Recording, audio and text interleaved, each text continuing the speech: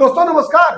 पश्चिम बंगाल में पहले चरण के जिन 152 विधानसभा सीटों पर आज 16 जिलों में मतदान संपन्न हुआ है दोस्तों, वहां जो जनादेश का संकेत है वो संकेत किसी सुनामी के आने की आहट है मित्रों।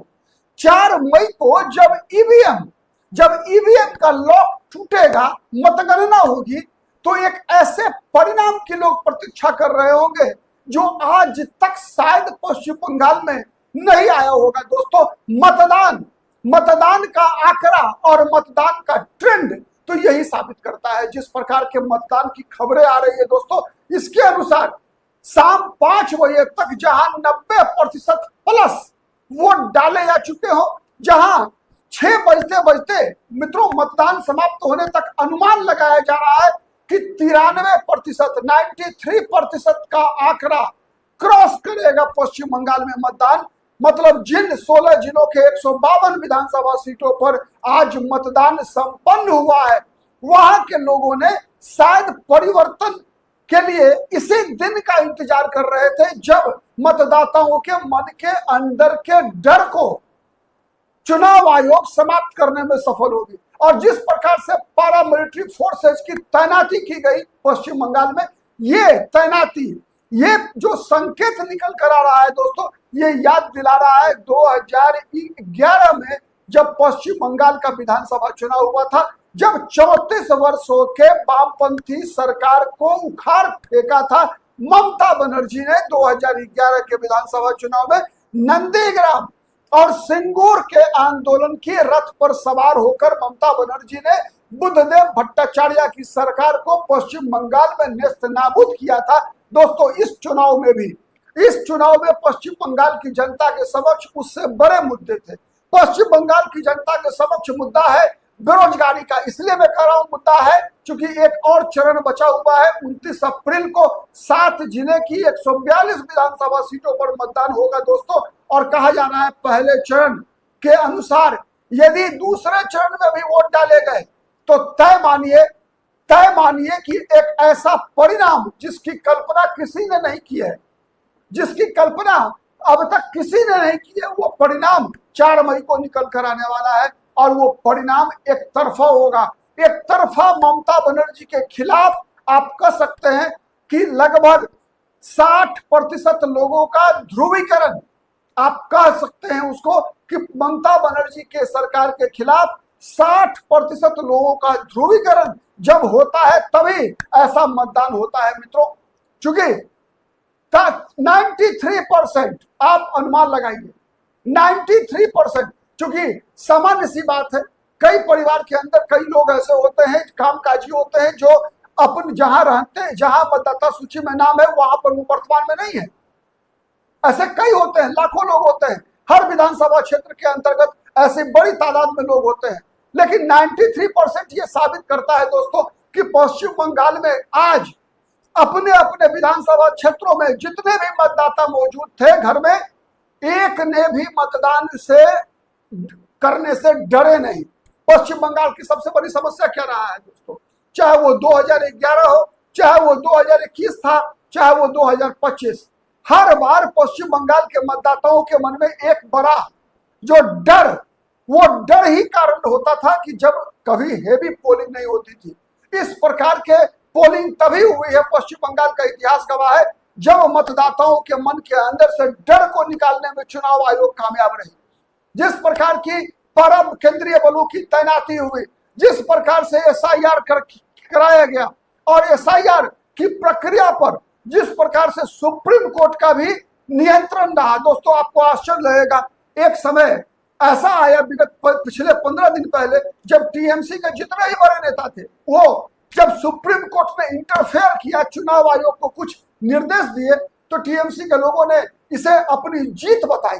अब वही सुप्रीम कोर्ट की आलोचना टीएमसी के लोग कर रहे हैं। सुप्रीम कोर्ट को यहां तक कहना पड़ा ममता बनर्जी के खिलाफ कि ममता बनर्जी का जो ये प्रोटेस्ट था ना, जो आईपैक के खिलाफ जब ईडी ने कार्रवाई की थी, उसके बाद जब ममता बनर्जी आईपैक के फाइल को लेकर भाग जाती है, तो ये कोई संघीय सरकार और राज्य सरकार के बीच अधिकार की लड़ाई नहीं थी, ये आपराधिक कृत्य था। कि किसी भी केंद्रीय एजेंसी, किसी भी संवैधानिक संगठन को काम करने से रोकना क्रिमिनल एक्टिविटी कहा है सुप्रीम कोर्ट ने ममता बनर्जी के बारे में, कि एक मुख्यमंत्री से ऐसी उम्मीद नहीं की जा सकती। दोस्तों, ममता बनर्जी, वो ममता बनर्जी जिसने वाम मोर्चे से पश्चिम बंगाल को मुक्त कराया, वो ममता बनर्जी जो एक जमाने में शेरनी मानी जाती थी, वो ममता बनर्जी जो सड़क से लेकर संसद तक लड़ती थी, वो ममता बनर्जी जो 2003 में और 2005 में लोकसभा के अंदर बांग्लादेशी घुसपैठ के मुद्दे पर हंगामा किया था, चाहे वो सरकार वाजपेयी की रही हो, चाहे उन दिनों वो मंत्री रही हो, चाहे ममता बनर्जी जब कांग्रेस पार्टी के साथ रही हो। कांग्रेस पार्टी के सरकार के दौरान ममता बनर्जी भी कांग्रेस पार्टी के साथ तब तक आ चुकी थी। सोमनाथ चटर्जी के खिलाफ लोकसभा के स्पीकर थे, जिस प्रकार से कागज फाड़ कर उछला था ममता बनर्जी ने, वो शेरनी वाला रौब दिखाया था ममता बनर्जी ने। वही ममता बनर्जी जब बांग्लादेशी घुसपैठियों को संरक्षण और शरण देने लगी तो उसका आज प्रकटीकरण था, मतदाताओं के नाराजगी का प्रकटीकरण था ये। जब मुर्शिदाबाद में चंदन दास और हरगोविंद दास के साथ जो व्यवहार हुआ, उसके प्रति जो नाराजगी थी मतदाताओं में, जो 60% की बात जो मैं बता रहा हूं ना, 60% वर्सेस 40% जो हुआ है दोस्तों, वो यही है। ये नाराजगी का विस्फोट था बेरोजगारी के खिलाफ। पश्चिम बंगाल हुआ राज्य जो से भारत का औद्योगिक राज्य कहा जाता था, जहां पूरे देश से लोग नौकरी करने आते थे। जूट मिल, कपास मिल, बड़े बड़े हेवी इंडस्ट्रीज, खनिज आधारित उद्योग में आया करते थे। वो सब उद्योग धंधों को ताला लगवा दी ममता बनर्जी के शासनकाल के 15 साल के दौरान। कई इंडस्ट्री में ताला लग गया, मजदूरों का पलायन, हजारों की संख्या में आप देखिए मालदा रेलवे स्टेशन से प्रतिदिन बंगाली जो है दूसरे राज्य में पलायन कर रहे हैं रोजगार के लिए, नौकरी के लिए। ठीक है, तो बेरोजगारी, सुरक्षा दो प्रकार की, महिला सुरक्षा। आरजीकर मेडिकल कॉलेज अकेली नहीं है, आरजीकर मेडिकल कॉलेज की घटना को तो मुद्दा अकेला बनाया गया है प्रतीक के रूप में, लेकिन ऐसे सैकड़ों संदेश खाली जैसी घटनाएं पश्चिम बंगाल में घटी। कौन जिम्मेवार है? और इस सबसे बड़ी बात यह रही मित्रों कि इन सभी दोषियों को बचाने का प्रयास तृणमूल कांग्रेस के कार्यकर्ताओं के द्वारा किया गया, नेता के द्वारा किया गया, आगजनी की गई दोषियों को बचाने के लिए। अपने खिलाफ वोट डालने वाले लोगों के साथ कौन सा व्यवहार हुआ बताने की आवश्यकता नहीं है। 2021 का विधानसभा चुनाव याद कीजिए, उसके बाद पंचायत चुनाव याद कीजिए मित्रों। पंचायत चुनाव में 4000 से अधिक पदों पर नॉमिनेशन ही किसी को फाइल नहीं करने दिया। जबरन नॉमिनेशन करने से रोका गया टीएमसी के कार्यकर्ताओं के द्वारा। कई जगह उम्मीदवारों की पिटाई की गई। मतलब लोकतंत्र को बंधक बना के रखा था। ममता बनर्जी की मर्जी से, तृणमूल कांग्रेस के कार्यकर्ताओं की मर्जी से ही, चाहे पंचायत चुनाव हो, चाहे विधानसभा चुनाव हो, चाहे लोकसभा चुनाव हो, मतदाता वोट डाला करते थे। मतदाताओं की पिटाई मतदान से पहले होती थी, मतदान के दिन होती थी। याद कीजिए 2021 का विधानसभा चुनाव दोस्तों, ममता बनर्जी खुद नंदीग्राम विधानसभा सीट पर चुनाव लड़ रही थी। 2 घंटा तक किस प्रकार से मतदान को डिस्टर्ब कर दिया था ममता बनर्जी ने।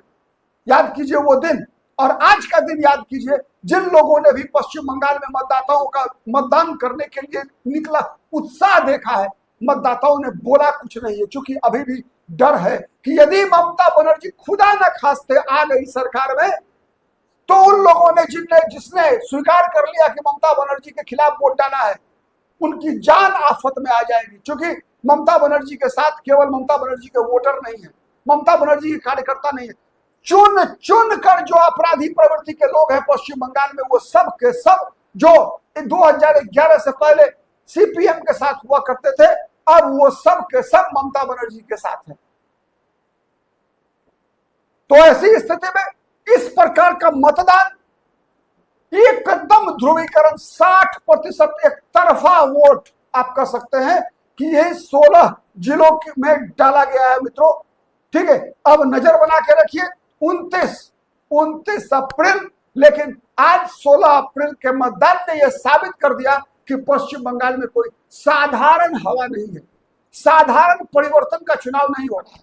यह मतदान नहीं है दोस्तों, यह सुनामी है ममता बनर्जी को उखाड़ कर फेंक देने का।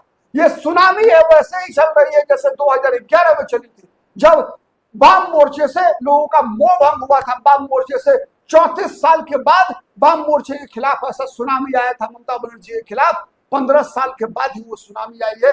आप क्या सोचते हैं कमेंट करके बताइएगा। हमारा विश्लेषण पसंद आता है प्लीज लाइक कीजिए, शेयर कीजिए, जिससे कि अधिक से अधिक लोगों तक हमारी बातें पहुंच सके।